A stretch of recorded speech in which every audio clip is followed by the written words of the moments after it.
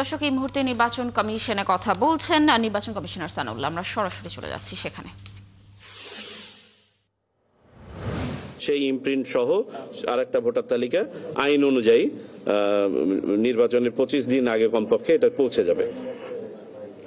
আমরা presiding officer, সহকারী presiding officer এবং পোলিং অফিসারের স্টপ নিয়েছি। আমাদের প্রয়োজন এবং মাঠ পর্যায় থেকে যে তালিকা প্রস্তুত করা হয়েছে সেটা নিয়ে আমরা সিদ্ধান্ত নিয়েছি যে এখানে সরকারি, আধা সরকারি, স্বায়ত্তশাসিত, আধা স্বায়ত্তশাসিত এবং সরকার প্রতিষ্ঠান এবং ব্যাংক, সরকারি ব্যাংকের যারা কর্মকর্তা আছেন তাদেরকে আমরা এই তালিকায় সংযুক্ত করব। আমরা বেসরকারি যে ব্যাংকগুলো আছে সেগুলো আপাতত বিবেচনায় নিচ্ছি না, তারা রিজার্ভে থাকবে, একান্ত প্রয়োজন না হলে তাদেরকে নেওয়া হবে না।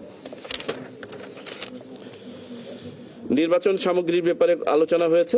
আমরা সিদ্ধান্ত নিয়েছি নির্বাচন সামগ্রী আগের মতো আগের রাতেই সকল কেন্দ্রে পৌঁছে যাবে, ব্যালট পেপার সহ।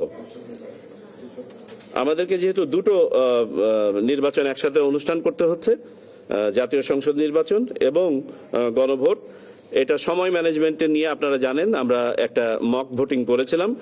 সেইটার অভিজ্ঞতা প্লাস মাঠ পর্যায়ে যারা ইতোপূর্বে ভোট অনুষ্ঠান করেছেন তাদের অভিজ্ঞতা বিবেচনায় নিয়ে কয়েকটা সিদ্ধান্ত গ্রহণ করা হয়েছে। এক নম্বর হচ্ছে, যে সকল কক্ষে স্থান সংকুলন হবে সেই সকল কক্ষে একাধিক আপনার মার্কিং প্লেস অর্থাৎ সিক্রেট বুথ, যেখানে ভোটার ছাপ দেন, সেই সিক্রেট বুথ স্থাপন করা হবে।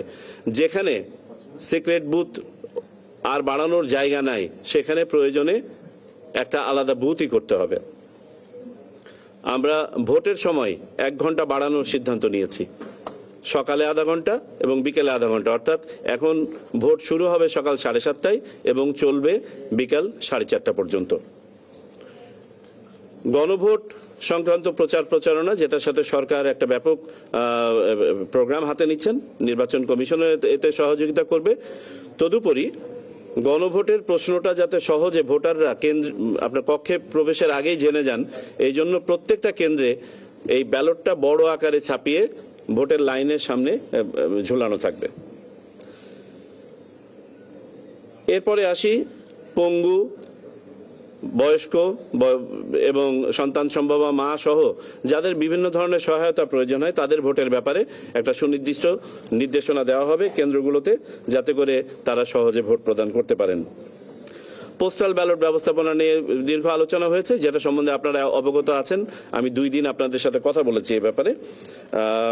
আমি খুব যদি সংক্ষেপে বলি, আমাদের 2 ধরনের পোস্টাল ব্যালট আছে, দেশের ভিতর থেকে এবং দেশের বাইরে থেকে। দেশের বাইরের ব্যালটগুলো আমরা আগামী কালকে থেকে ছাপানোর কাজ শুরু করছি। আগামী পরশুদিন থেকে এটা বিদেশে প্রেরণের কাজ শুরু হবে। আর দেশের ভিতরের যে পোস্টাল ব্যালটগুলো আছে সেইগুলোর আমরা নিবন্ধন কাজ শুরু করব যেদিন তফসিল ঘোষণা হবে সেদিন থেকে এবং চলবে 15 দিন ব্যাপী।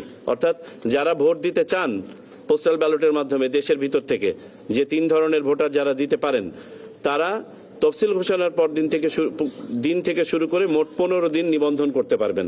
এই নিবন্ধন সম্পন্ন হলে তাদের কাছে ইন কান্ট্রি পোস্টাল ভোটিং এর ব্যালট চলে যাবে। আমরা পর্যবেক্ষক এবং সাংবাদিকদের কার্যক্রম নিয়ে কথা বলেছি, তারা যেন নির্বিঘ্নে তাদের দায়িত্ব পালন করতে পারেন। যেসব সহায়তা দেয়া প্রয়োজন সেই ব্যাপারে পরিপত্র জারি করা হবে।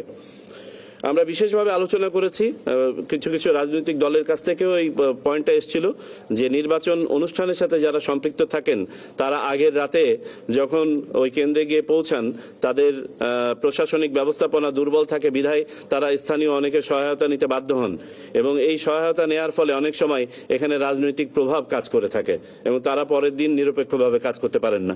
আমরা দৃঢ়ভাবে নির্বাচন কমিশন থেকে এটা নিরুৎসাহিত করছি এবং বলে দেওয়া হচ্ছে কোনো ধরনের স্থানীয় সহায়তা তারা নেবেন না।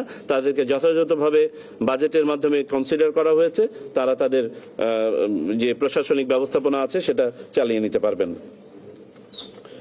বাজেটের ব্যাপারে একটা দিক নির্দেশনা দেওয়া হয়েছে চূড়ান্তকরণের ব্যাপারে। ইতোমধ্যে যে বাজেট আমরা পেয়েছি এর অতিরিক্ত বাজেট পরিকল্পনা করে চাইতে বলা হয়েছে। আগামীকালকে আমরা আঞ্চলিক এবং সিনিয়র জেলা নির্বাচন কর্মকর্তাদের সাথে কালকে 1500 ঘটিকায় একটি জুম মিটিং করব, যেখানে বিভিন্ন যে বিষয়গুলো বললাম, যেগুলোর সাথে নির্বাচন কমিশনের অফিস জড়িত, এগুলো তাদেরকে নির্দেশনা দেওয়া হবে। তফসিল উত্তর কার্যক্রমের কয়েকটি বিষয় আলোচনা হয়েছে, যেমন রিটার্নিং অফিসার, সহকারী রিটার্নিং অফিসার এবং পোলিং অফিসারদের নিয়োগ এবং সময়সূচি। আমরা বলেছি যে তারা যেন যথাযথ সময়ে নিবন্ধন করতে পারেন পোস্টাল ভোটের জন্য। এই জন্য তফসিলের ঘোষণার পরপরই 5 দিনের মধ্যে যেন এই তালিকাগুলো প্রকাশিত হয়ে যায়। আইন শৃঙ্খলা কার্যক্রম নিয়ে আমরা সিদ্ধান্ত নিয়েছি, আইন শৃঙ্খলা এবং প্রশাসনিক কার্যক্রম নিয়ে, যেদিন তফসিল ঘোষণা হবে সেদিনই সন্ধ্যাবেলায় আমরা জেলা এবং জেলা পর্যায়ের প্রশাসনের কর্মকর্তা তথা জেলা প্রশাসক এবং পুলিশ সুপারের সাথে আমরা জুম মিটিং করব। পরবর্তীতে একটা ফিজিক্যাল মিটিং হবে, যেটা আপনার প্রার্থী তালিকা চূড়ান্ত হওয়ার পরে। নির্বাচনী তথ্য সংগ্রহের জন্য অঞ্চল ভিত্তিক দায়িত্বপ্রাপ্ত কর্মকর্তা নিয়োগ করা হয়ে থাকে। সাধারণত 10 জনের একটা কমিটি করা হয়ে থাকে। আমরা এই কমিটিটাকে 14 জনে উন্নীত করেছি, যেখানে আমাদের একজন অতিরিক্ত সচিব নেতৃত্বে থাকবেন, আমাদের ডিজি এনআইডি, এবং তাকে রিইনফোর্স করবেন আমাদের নির্বাচনী প্রশিক্ষণ ইনস্টিটিউটের একজন, আমাদের আইন শাখার একজন এবং নির্বাচন ব্যবস্থাপনার একজন। আর পাশাপাশি আরো 10 জন এলাকা ভিত্তিক থাকবেন, যারা বিভিন্ন ধরনের সমস্যাদি, প্রশ্নোত্তর ইত্যাদি এলাকা ভিত্তিক সলভ করবেন। ইলেকটোরাল ইনকোয়ারি কমিটি নিয়ে কথা হয়েছে। আপনারা জানেন 3 ধরনের আপনার বিচারিক কমিটি মাঠ পর্যায়ে কাজ করে। ইলেকটোরাল ইনকোয়ারি কমিটি, যেটা শুরু থেকে কাজ করে, 300 আসনে 300টি কমিটি কাজ করবে। আমরা সিদ্ধান্ত নিয়েছি এই কমিটিকে অতীতেও দেওয়া হতো, একটা অ্যাডজুডিকেশনের সক্ষমতা আমরা প্রদান করব। সুতরাং তারা শুধুমাত্র ইনকোয়ারি না, তারা চাইলে বিচারও করতে পারবেন। আর এর পাশাপাশি জুডিশিয়াল ম্যাজিস্ট্রেট এবং নির্বাহী ম্যাজিস্ট্রেট যারা থাকবেন, তারা তো তাদের কাজ করতে পারবেনই।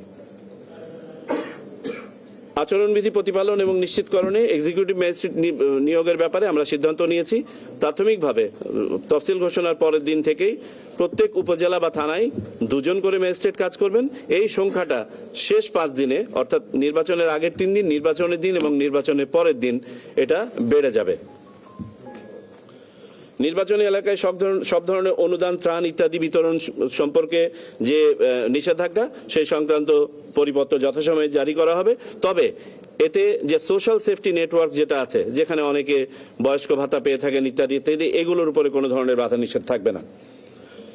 বিভিন্ন ধরনের পরিপত্র যেগুলো জারি করা হয়, সেগুলো আজকে প্রাথমিকভাবে দেখা হয়েছে, এগুলো as a matter of routine জারি হয়ে যাবে।